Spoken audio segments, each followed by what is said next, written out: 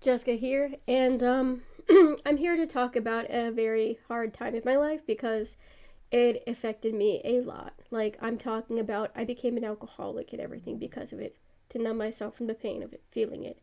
And it's kind of stupid because of the fact that even if I did drink a lot of it, it would never make it go away. So I want to make it a video so I can reach out to people who are going through the same thing I went through because it was hard.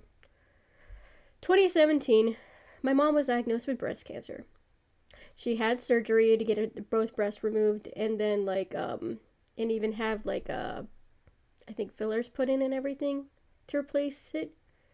We thought it was the end of it, but apparently it wasn't because I want to say in 2020 it wound up coming back. This time in her brain, in her spine. So what happened was like the breast cancer that was still left over.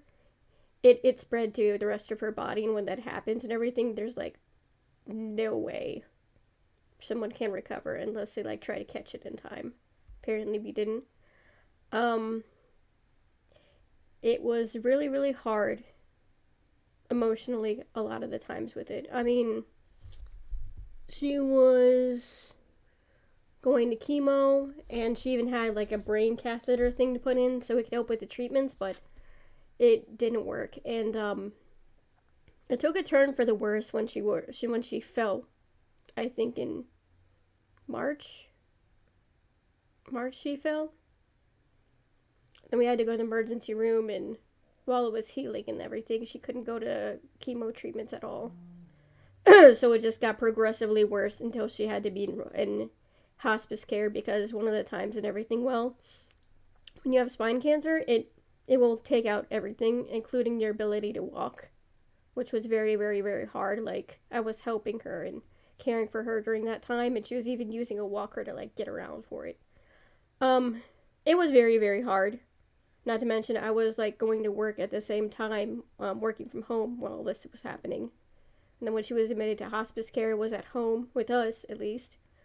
We had to give her drugs to make the pain. She was placed in palliative care because she didn't have a chance of surviving at some point.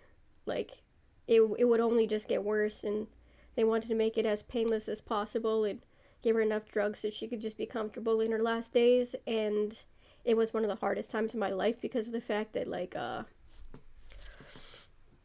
she was diabetic, so we had to help with monitoring her blood pressure and not monitoring blood pressure, her blood sugar, giving her meds, and I was pretty much one of the main ones helping.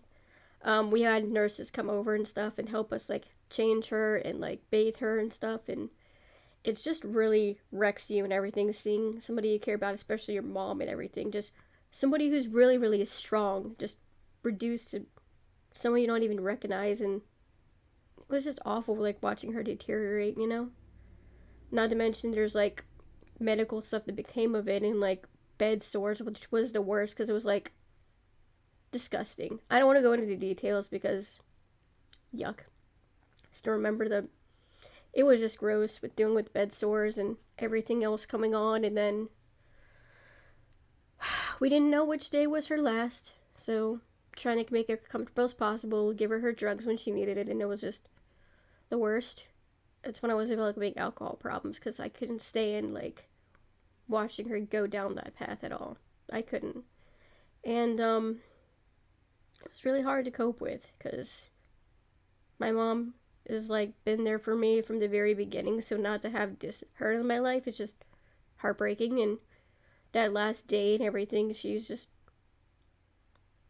I don't know, her last words were like she loves us, she'll miss us, and that she's sorry because she tried to fight through it, but unfortunately cancer won, and it was just the worst thing ever. I mean, how can you just cope with losing the fact that your mom, and grief is hard. It's what led me to become an alcoholic in a way, and it's just the worst. Oh, we'll talk about that in the next video about that. Um, it's just really, really hard to go through that and everything. But I can't be the only one going through that, and if you guys are going through that, just let me know how you guys got through it, because it was really tough for me. But after she passed away that day and everything, at least she's in a better place, but it'll never change anything. It'll still hurt. And it's just very, very hard to live without her day to day at times. She was my everything, and now I don't have it anymore, and it kind of just sucks. I mean, even after like 2 years, it's still hard. I guess I thought it would be getting easier, but it's not. Not at all. But I'm trying to get through the best I can and putting my story out there because hospice care wasn't easy. We did it at home because of the pandemic. And at least if you do that at home, you'll be able to stay with them and be with them in their last days. I even took a video of it, and I'll probably maybe like add it to the thing below too in some of her pictures. But I'm gonna miss her. She'll always be loved, and yeah. Hope you guys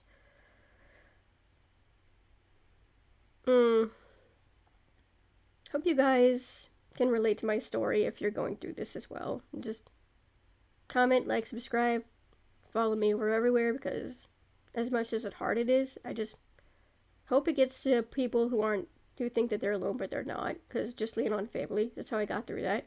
Family and friends are your most important things ever. And I wouldn't be anywhere without them. Bye.